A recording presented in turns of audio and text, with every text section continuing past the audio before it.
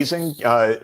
The U.S. won't kick them out of NATO because, my God, Turkey's been part of American strategy all along for controlling the Black Sea region of NATO. Yeah, they probably can get away with it. But what an amazing thing for the BRICS countries. Remember who the BRICS are.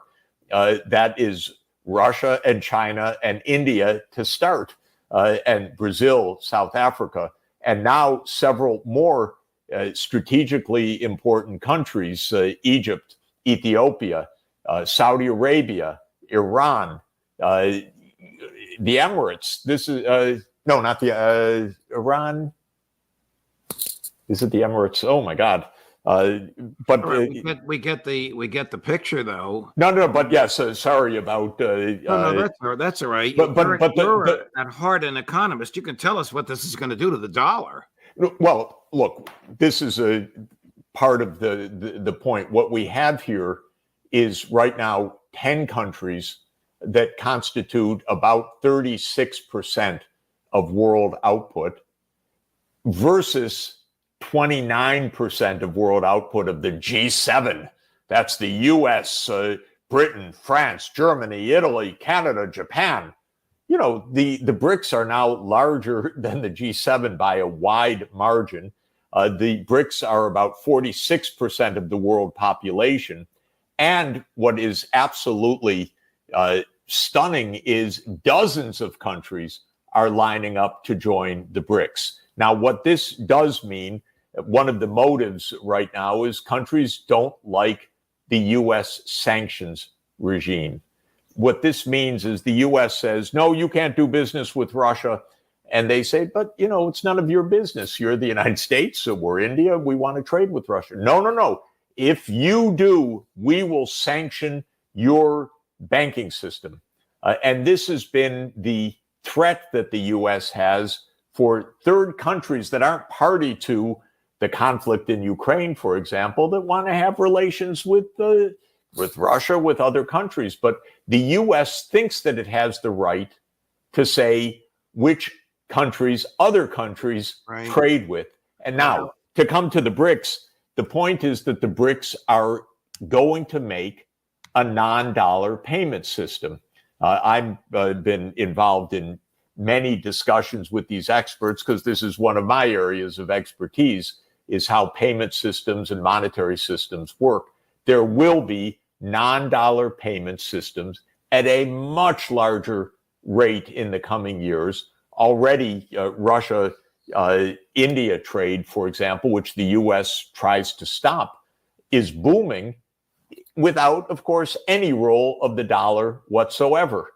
And this will become a general proposition. It's going to accelerate. The U.S. will feel it because right now, the U.S. has what General de Gaulle, President de Gaulle of France, now 60 years ago, called America's exorbitant privilege, which is that because everybody uses the dollars, the U.S. gets to issue dollar credits without too much consequence. But if other countries aren't using dollars, we're going to have to tighten our belts, balance our budgets, do all those things Americans hate and Congress people hate even more, which is actually have a budget that makes sense. And this is what is coming. And the BRICS are going to be a huge motive force of that. And I think it's already, without a return. The U.S. has just confiscated the reserves of too many countries, interfered in too many other countries, meddled in too many countries. It's undermined the confidence in the dollar as a true means of payment rather than as a weapon of foreign policy. Well, how about this? You dare trade with the Russians, and we will steal your president's jet. Isn't it something? Of course, unbelievable. They did. The federal government sent FBI agents to steal a jet in the Dominican Republic because it was owned by and used by President Maduro of Venezuela, who trades with Russia. What's happening right now is that the U.S. power is diminishing. The BRICS are real. They're powerful. Russia is not collapsing because of U.S. sanctions. Thank you. It has plenty of trade partners all over the world, contrary to what the Biden administration expected. And so we're seeing acts that are more desperate, more crude, more illegal, more superficial, confiscating the Venezuelan's president in, I think it was the Dominican Republic where they grabbed it. If I saw the headline quickly this morning correctly. But what about arresting the founder and owner of the Telegram channel in France? This is a completely desperate move, reckless, lawless, dangerous, and does not only no credit to France, very bad for France, because who can trust putting assets or property or businesses in France if foreign policy like that is going to dominate? And so this is happening relentlessly, and it all boomerangs. And it all comes to the point that you don't get these privileges because somehow they're irrevocably yours. You only get them if you act responsibly. And the U.S. is not acting responsibly now. France is not acting responsibly. There's a kind of desperation that's taking place, confiscating $300 billion of Russian assets, totally illegal, and then saying, okay, we're going to borrow against the interest earned on these assets that have been frozen in a Belgian account. This stuff is ludicrous, and it's all machinations that the executive branch can carry out because the public in our countries would say, this is ridiculous, don't behave in this way. So they do things that are increasingly flagrantly illegal because they're losing options and they don't have public support for what they're doing. Transitioning to where we had planned to start, which is the looming U.S. war with Iran. What is the state of Israel today after a weekend of massive demonstrations and a day of a general strike and President and Prime Minister Netanyahu's public defiance? Yes. So first, to be clear, I don't predict a war with Iran. I say that Israel is trying to pull us into such a war. Understood. By the way, it's not even Israel that's trying to pull us into the war, obviously. It's not even the Israeli Defense Forces trying to pull us into the war, because the generals don't want that.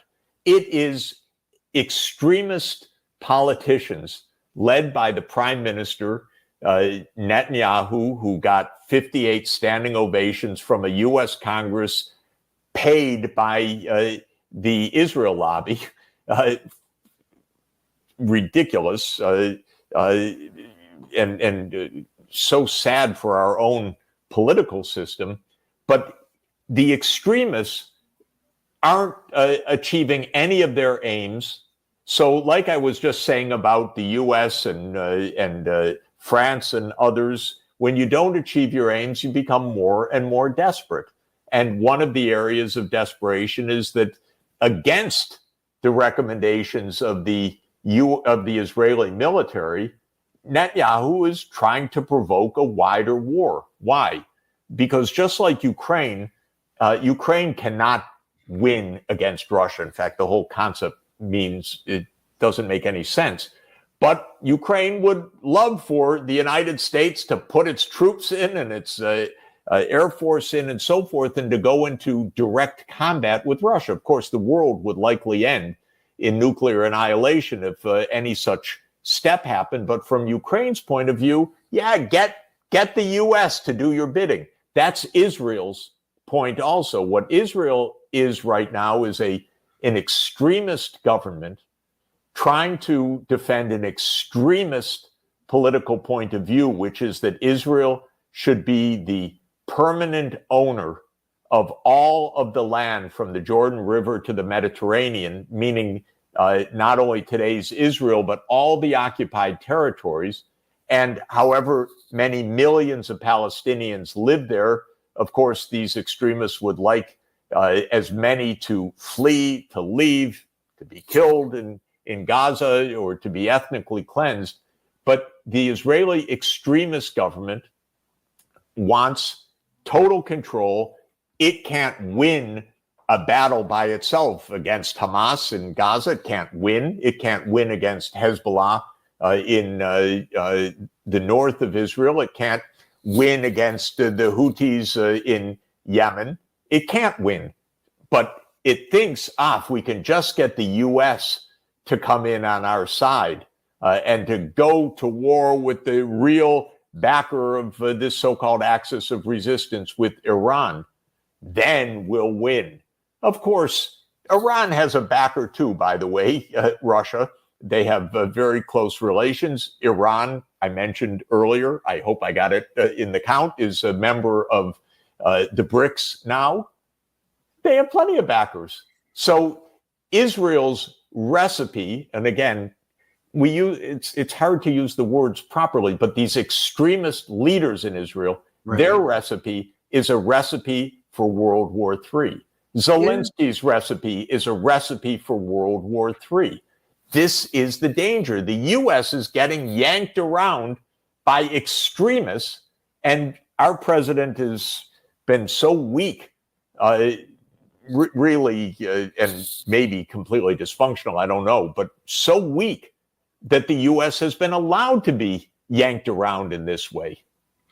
Is the United States support financial and military and PR for Israel unconditional? I mean, suppose Netanyahu lies and deceives, as we know he's been doing, in order to induce Biden and Blinken and company to support him. Whatever Israel does to this moment has had the unconditional backing of the United States. Of course, maybe in the back rooms they're saying, don't do that, that's bad. You have to do this and that. But the moment that any response comes to Israel's provocations, for example, when Israel murdered the political head of Hamas in Tehran, Iran, on the occasion of the inauguration of the Iranian president, the first words out of the United States government, out of the Defense Secretary Lloyd Austin, is, we fully back Israel. Not a word about maybe not so prudent to assassinate your negotiating counterpart on the occasion of the Iranian president's inauguration. Not a word about that. Just the, quote, unconditional backing. So we know, Biden's not happy with Netanyahu. He had cross words with him and so forth. But when push comes to shove, so far, Netanyahu has gotten his way on everything and got his 50-plus standing ovations in the U.S. Congress in one of the most disgraceful moments of modern American political history. I mean, it's absolutely shocking and disgraceful and revealing. So it is unconditional to this moment. Of course, it's completely detrimental to U.S. interests. U.S. interests are for peace in the region. U.S. interests are for the two-state solution. The beauty of it, by the way, right now is that all the rest of the world, other than Israel, is on side for what's really needed. We have no beef with Russia over what should happen in Israel and Palestine. We have no beef with China over what should happen. We have no beef with any of the BRICS countries over what should happen. In principle, we say we support the two-state solution, but we support Israel's right to reject the two-state solution over our support for the two-state solution. There's no big power rivalry. There's no division in the world. This could be decided in a day at the United Nations, and would have been, by the way, a few weeks ago, but for the veto of the United States in the UN Security Council. Oh, but I almost said president. I should be so lucky. Professor Sachs, none of this is Israel's fault. Cut number one. We're asked to make concessions? What message does this send Hamas? It says, kill more hostages, murder more hostages, you'll get more concessions. The pressure internationally must be directed at these killers, at Hamas, not at Israel. We say yes, they say no all the time, but they also murdered these people. And now we need maximum pressure on Hamas. I don't believe that either President Biden or anyone serious about achieving peace and achieving the release would seriously ask Israel to make these concessions. We've already made them. Hamas has to make the concession. Political claptrap. Such utter nonsense by such an utterly despicable human being, by the way. He's just an awful person and an awful leader.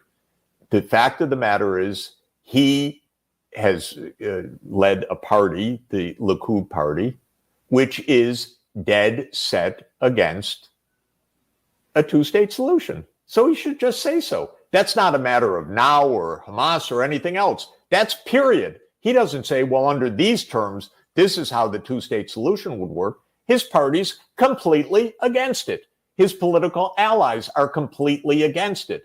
The simple fact for everybody to understand is that Israel offers not any iota of a political solution. None. Because it's led by extremist parties that believe that there should be no political rights for the Palestinian people in a state of Palestine, period. That's the essence of the parties of this coalition. So that's why Netanyahu says, oh, we have to attack them. That's the thing to do. Nothing positive. No positive agenda at all. Not any. But that's the whole game. Talk about Hamas, don't talk about a solution, because they don't want a solution other than the one that they all know is their real political objective, which is full Israeli control over all of the land from the Jordan River to the Mediterranean. That's their political goal. If Netanyahu were to say even once, okay, Hamas, terrible, we'll never negotiate with them, but here is how the two-state solution can work. Oh, then we'd be in a completely different world. But don't hold your breath for it. It's completely contrary to the essence of this extremist government.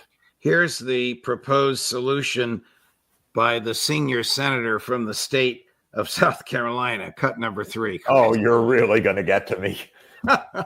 If you want the hostages home, which we all do, you have to increase the cost to Iran. Iran is the great Satan here. Hamas is the junior partner. They're barbaric religious Nazis, Hamas. They could care less about the Palestinian people. I would urge the Biden administration and Israel to hold Iran accountable for the fate of remaining hostages and put on the target list oil refineries in Iran if the hostages are not released.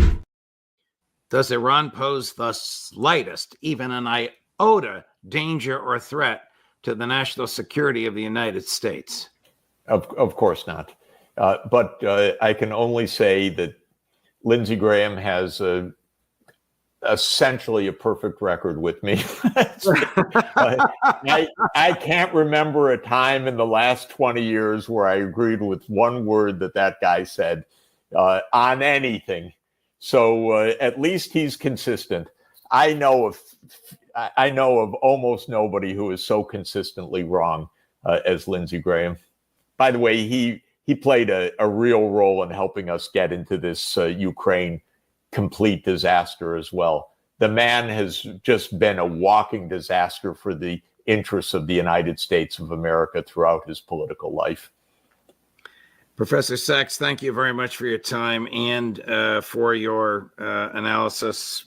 Very much appreciated, as always. The Lindsey Graham thing was partly in jest. I know how you feel about him. All the best, my friend. We'll see you next week. See you next week.